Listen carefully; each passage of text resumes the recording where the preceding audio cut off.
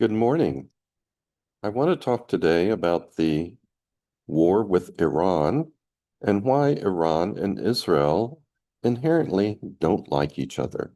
So, let me share my slides and we can get started.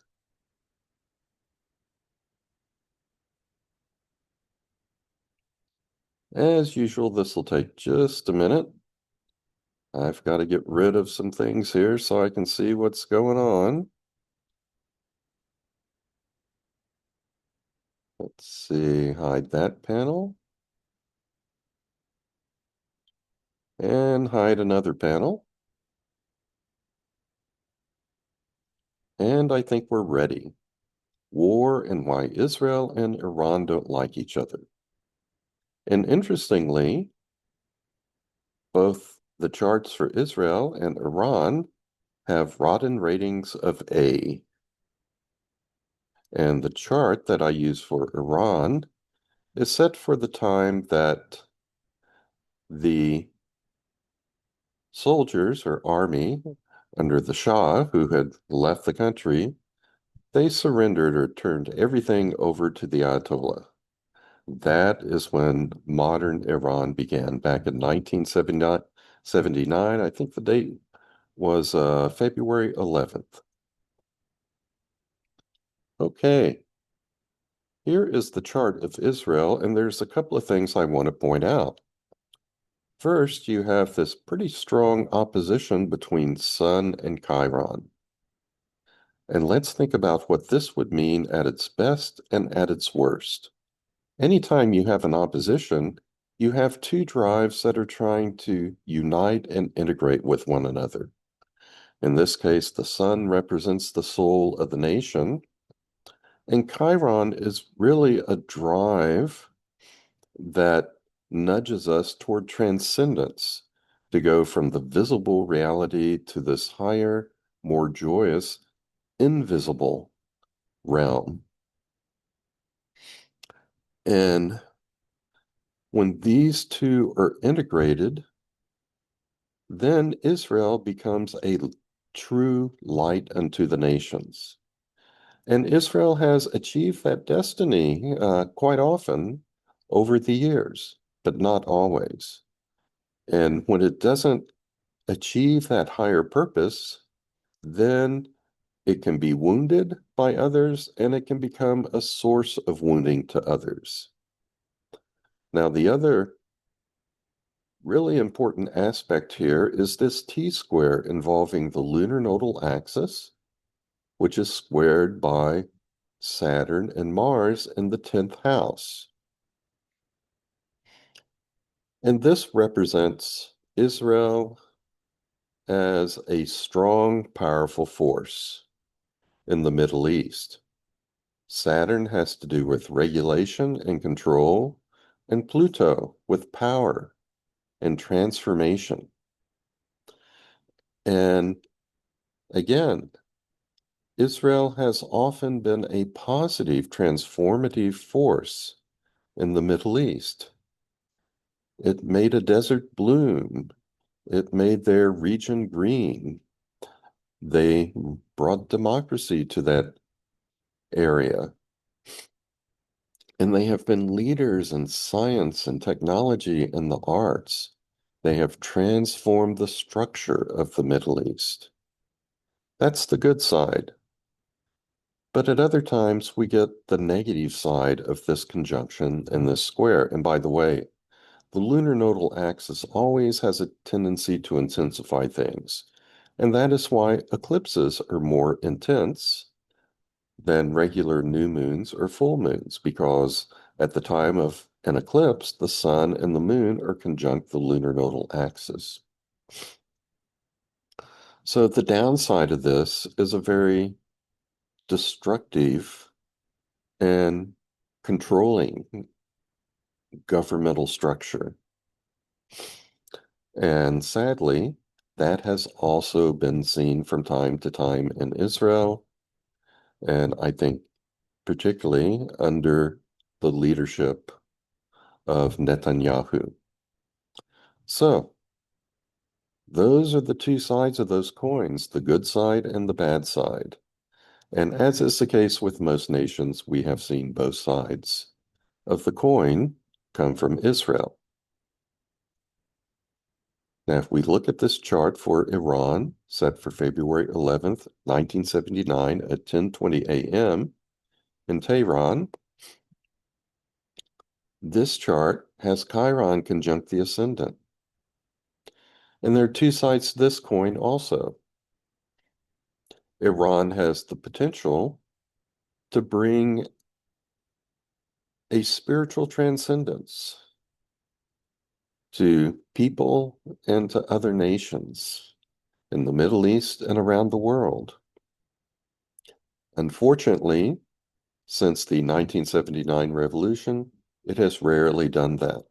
Instead, it has brought wounding instead of healing to many parts of the world. It is probably the number one or leader in state-sponsored terrorism. So it's caused a lot of wounding and a lot of sorrow to people in the Middle East and elsewhere. And then, just as was the case with Israel, there is a T-square involving the lunar nodal axis in this chart for Iran. This time, it is Neptune, which is squaring both sides of this lunar nodal axis, and this has manifested in terms of its religious fanaticism. And I can't say that I am aware of Iran ever exhibiting the good side of this particular coin or the other. So primarily from Iran, we have gotten a lot of wounding, a lot of terrorism, and a lot of fanaticism that has made trouble for the rest of the world.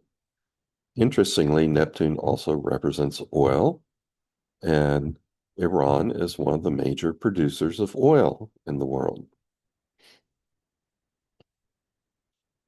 Now, if we look at this bi-wheel where I have Israel on the inside, the chart for Iran, we can immediately see the problems. One is that Iran's Venus is opposite Israel's Venus. And among other things, Venus has to do with a person's or a country's values. These two countries have very different sets of values. That is one of the sources of conflict between them. Also, we have Iran's Chiron is in Israel's seventh house, squaring its moon, which represents the people, but also the leader in this case, since the moon is in the 10th house. And Iran has been a constant source of wounding for Israel, usually financing attacks and terrorist activities that are carried out by proxies such as Hamas and Hezbollah or the Houthis.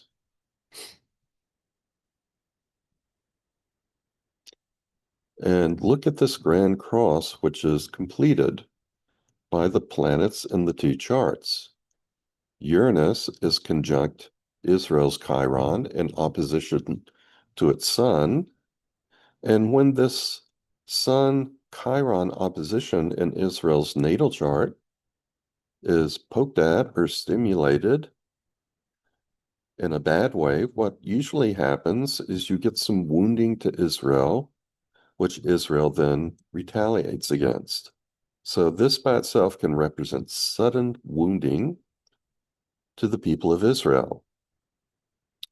But then we also have Iran's Mars, Sun, and Mercury in opposition to the Mars, Saturn, and Pluto of Israel's chart.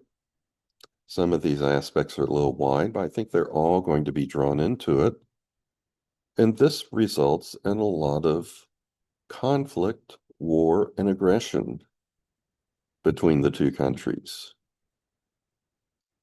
And we have that these planets, using somewhat wider orbs, are making a square to this other axis right here. So you pretty much have a grand cross involving all of these planets, creating just incredible amount of tension between the two countries. Now, at the time of the attack upon Iran by Israel and the USA, the time of the attack is pretty close to 9:45 a.m. Tehran time on February 28th. And we can see here that Uranus and Mars were making a square with one another. So this is a sudden, almost unexpected attack, even though Trump had been telegraphing it for quite a while. When it actually happened, it was a shock and a sudden surprise. Also, what's interesting is in this chart set up in Tehran, Chiron is conjunct the ascendant, just as we have, let's go back here, we have Chiron conjunct the ascendant in this 1979 chart for Iran. They not only wound others, but they get wounded in return. So that was an incredible resonance, that by itself. Now, what happened with both countries, it's a process that in many ways began with the solar eclipse on February 17th, progressed to the Saturn-Neptune conjunction 3 days later on the 20th, continued until the exact square between Uranus and Mars on February 27th, and then the date and time of the exact attack on the 28th. So let's just look at the transits involved, in this case to Iran's chart, and see how they progressed over that period. We have transiting Pluto pretty strongly square, natal Chiron, and we could say the ascendant also. And this suggests a very devastating wounding to the country. Pluto is such powerful energy of death and transformation. We also have transiting Chiron, making a square to the midheaven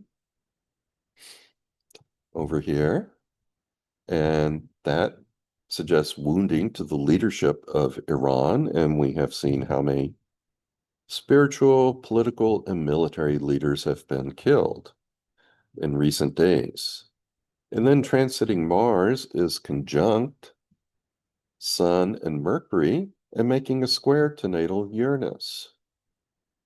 So this is like a trigger to everything that's going on, this sudden war that begins.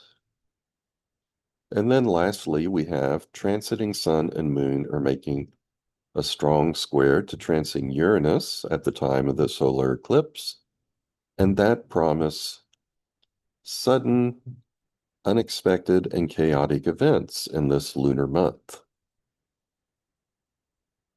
If we go a few days forward to February 20th, the time of the exact conjunction of Saturn and Neptune, much of this is still going on. Pluto is square natal Chiron, and the ascendant is probably being drawn into that. Transiting Chiron is square the midheaven. Transiting Mars is still conjunct Sun, Mercury, and squaring natal Uranus. Fast forward to February 27th, when we have transiting Mars and Uranus now exactly square. So things have progressed from that square between Uranus and Sun and Moon to now a square between Uranus and Mars. The feelings of chaos of breaking something have now taken a more aggressive turn. And we still have Pluto squaring Chiron and the ascendant being drawn into that, and transiting Chiron square the natal midheaven of Iran. And then the very next day, Iran is attacked, and it's those same aspects. Pluto square Chiron, Chiron square midheaven, Uranus and Mars in a square relationship in the sky. So throughout this, we're seeing Pluto, Chiron, Mars, and Uranus all being highlighted by different aspects. And that suggests a very destructive war that brings about a lot of wounding, and in particular, wounding to the leaders of the country.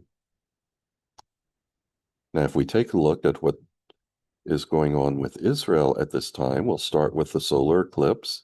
And there are a lot of very tense aspects.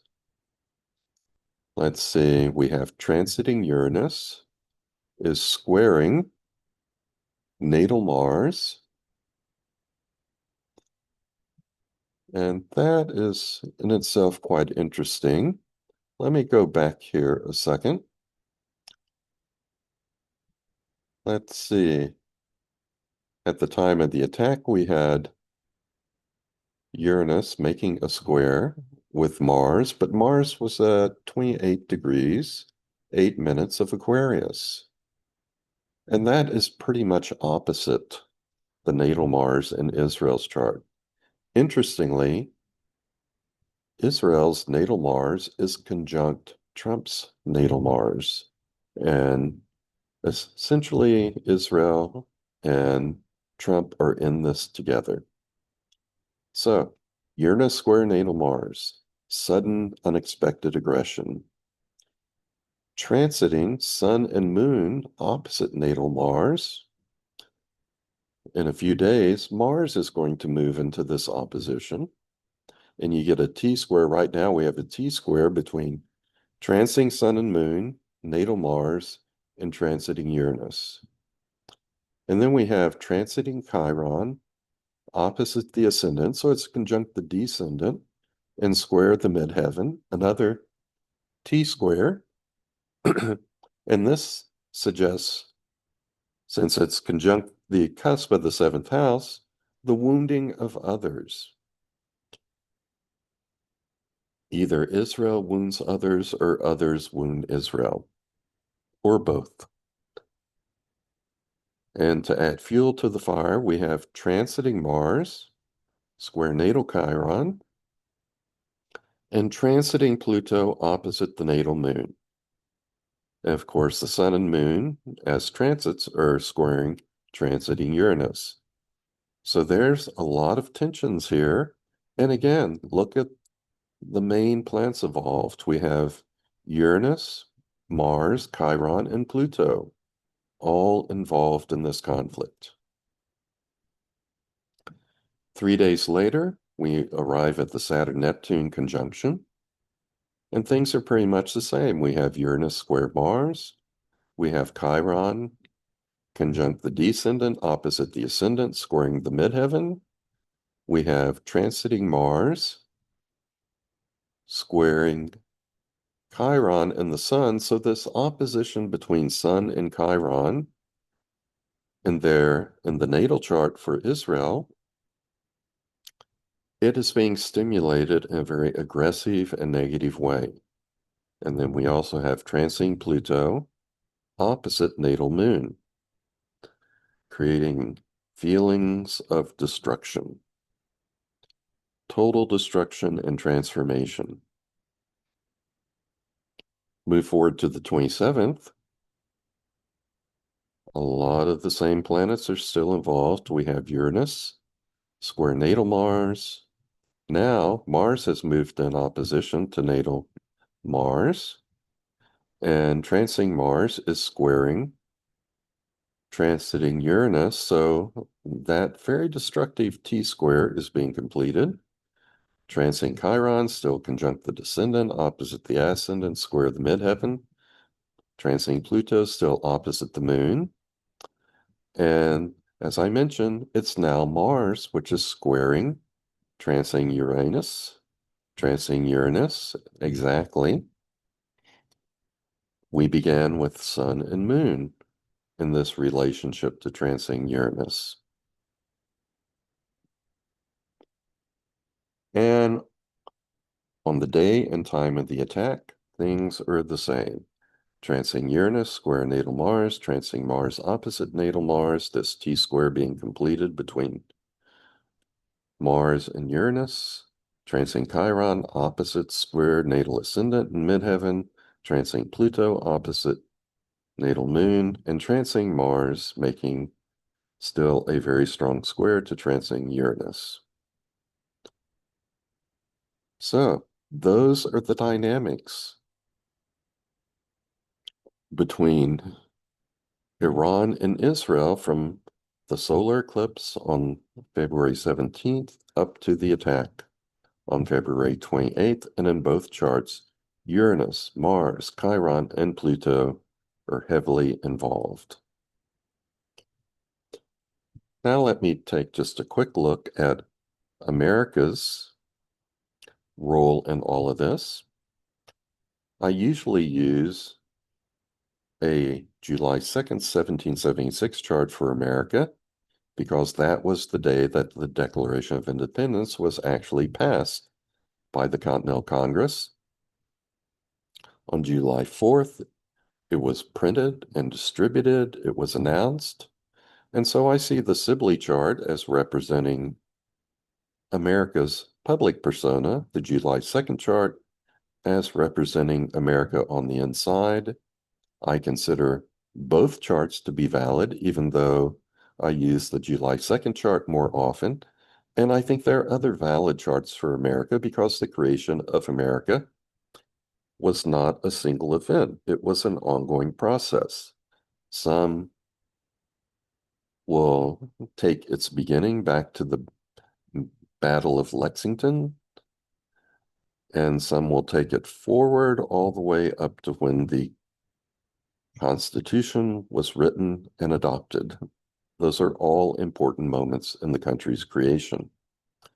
If I look at the July 2nd, 1776 chart, and if I look at the July 4th Sibley chart, both charts have progressed Sun strongly square natal Mars throughout the entire year.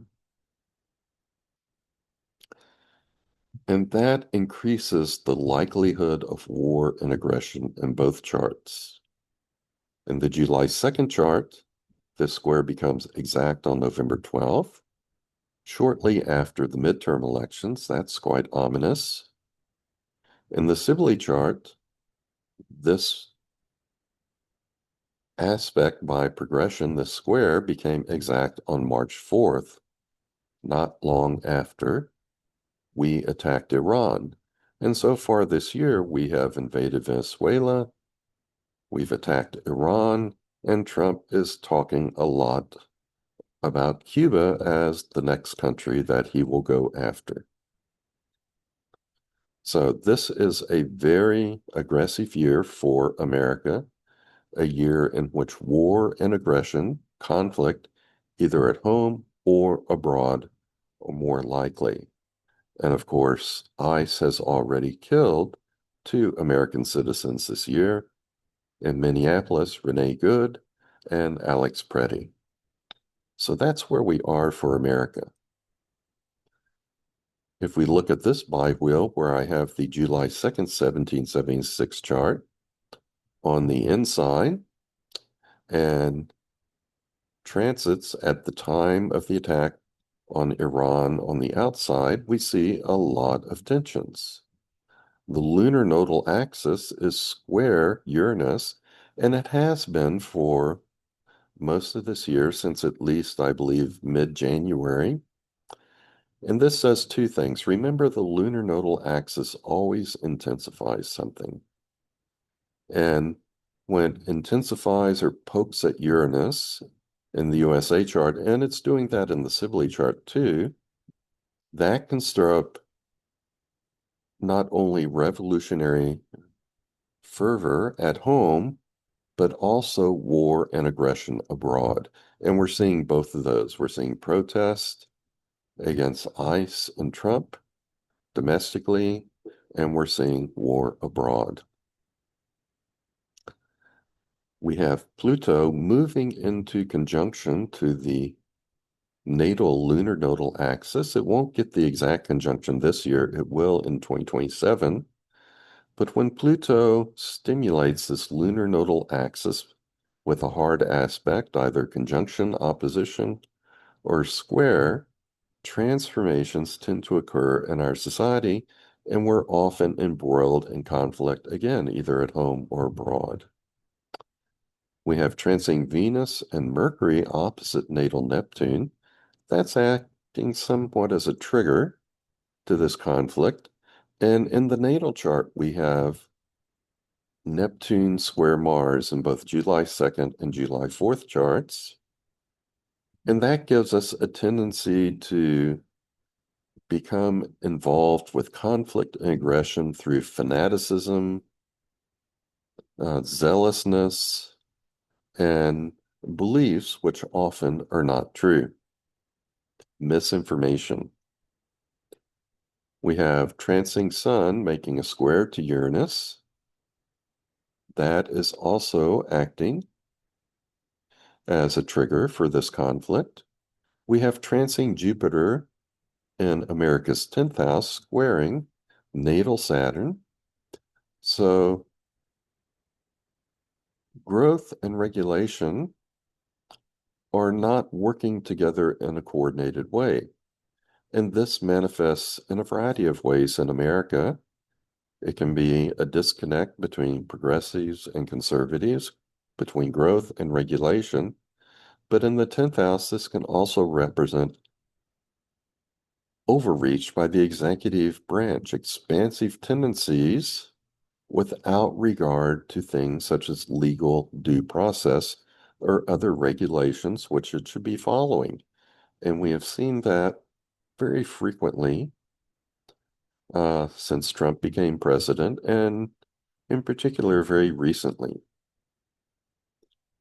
Everything from this war to tearing down the East Wing of the White House. We also have transiting Moon in opposition to natal Pluto. I should have a little circle around Pluto. I missed that one. I'll add it later. But that's acting as a trigger also, stirring up some feelings of aggression, but also this could represent an action by the executive branch that the people aren't completely pleased about. We have Saturn Neptune still squaring natal Venus, though it's waning at this point. But America has been very strongly impacted by the Saturn-Neptune conjunction. This conjunction, it dissolves old structures, replaces them with new ones or new philosophies or ideologies. And let me remind you that the impacts of a major conjunction like this, they begin at least a year before the conjunction. And so we can trace it back to about the time that Trump became president for the second term and began very aggressively dismantling structures of American government and traditional American democracy. And with a square to Venus, this is not sitting well with the values of the people. Now we have a couple of notable minor aspects. Pluto is making a sesquiquadrant to natal Mars, so that is also increasing the likelihood of aggression and war. And transing Chiron is also stimulating natal Uranus with, I put sesquiquadrant here. That's another typo. It's a semi-square that Chiron is making to Uranus. So I'll have to correct that. And then, of course, transiting Mars is making a square to transiting Uranus at this time. So we have Pluto, Uranus, Mars, and Chiron involved in the USA chart too, just as is involved in the charts for Iran and Israel. And now if we look at just some transits between America's chart, this July 2nd chart for America, and Trump's chart, we see foreshadowings of some of the things that have happened. We have Sun, Uranus, and the North Node are conjunct natal Mars. And the transiting South Node, I'm sorry, not transiting, but Trump's South Node and Moon are opposite that. So, primary planets in Trump's chart are activating Mars in the USA chart. This is pretty much true for the Sibley chart also. And this suggests that Trump wants to utilize America's military, and he's utilized it for parades, displays of grandeur, for his domestic agenda to control or terrorize segments of our population, and he's using it abroad now. Let's see, we also have Trump's Saturn and Venus, conjunct natal Mercury opposite Moon and Pluto. And these two planets are interesting. Venus represents the carrot, Saturn represents the stick. Venus, things that are sweet, Saturn, things that are bitter. And that is how he often operates in dealing with America. He will first give you the sweet and then follow it up with the bitter. Give you the carrot, and oftentimes if you reject the carrot, then he comes after you with the stick. Okay, a couple of other things are very interesting. Oh, I want to mention that Trump's planets here and down here, they're also square Neptune in the USA chart, again, both July 2nd and July 4th charts. So that is activating that natal Neptune Mars square in the USA charts. Wars and conflict based on zealousness and misinformation. So we're getting both aggression, misinformation, quite a bit from Trump. Now let's look at transiting Chiron, conjunct natal Saturn. I keep saying transiting. Trump's Chiron, conjunct the USA Saturn. This represents wounding of the structures of government, American society, and democracy.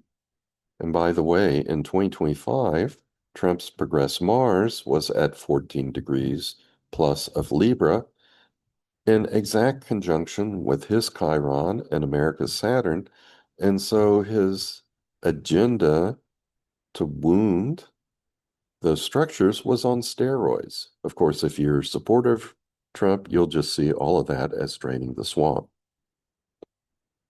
And then lastly, in this July 2nd chart for America, Trump's Neptune is on the ascendant of this USA chart. That gives him a certain glamour, a certain charisma that many Americans have responded to. At its best, he would provide vision for America. And by the way, Biden's Neptune was also conjunct this ascendant. It was not as tight a conjunction, but many would say that Biden provided some good vision for America. He had a very transformative infrastructure bill, which Trump has now gutted, but was designed to lead us, make us leaders in the world on changing technology, electrical cars, dealing with climate change and other things. That's been gutted by Trump. Trump's Neptune is more strongly conjunct this ascendant, and Instead of providing vision a lot of the time, what he has demonstrated is ability to mesmerize many Americans, hypnotize them, if you will, into following him. He's been the Pied Piper, perhaps leading us to our doom. Okay, it looks like that is it for this presentation. Let me stop sharing. And I'm back. And I'm not looking too fussy right now.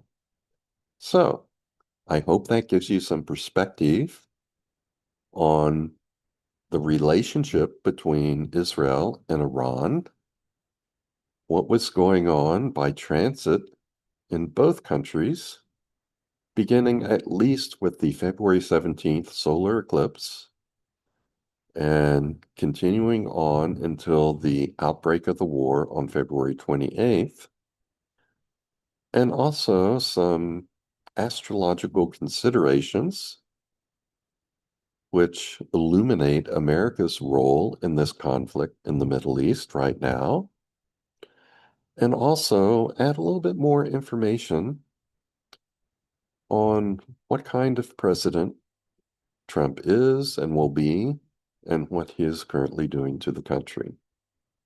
So, as the old Chinese curse says, if it is indeed a Chinese curse, could just be an old wise tale, as they call it. But anyway, the saying is, may you live in interesting times. And for better or worse, we're living in interesting times. However, if we pursue individual enlightenment, and right now is a better time for individual spirituality than perhaps groups, organized religion, let's say, because whenever there's an organization, whether it's religious or not, it often deteriorates into following the multitude to do evil. That may be a little harsh. It's not always true, but I'm seeing it a lot these days. So I think many people right now are better off finding spirituality within, whether they stay within the confines of organized religion or not. I still say, turn within, go to yourself, find that true spiritual enlightenment within, and then express kindness without. Spread kindness everywhere. Take care of the widow and the orphan. Give to the food bank. Feed people in need. If we all do things, then collectively it will be the people that have the power. And the leaders will eventually have to follow the people rather than us having to follow them down a path that may lead to destruction. Well, I'll get off of that soapbox for now and just say, be good to yourselves, be good to others. I hope you enjoyed this, found it informative, and I hope you join me for other presentations.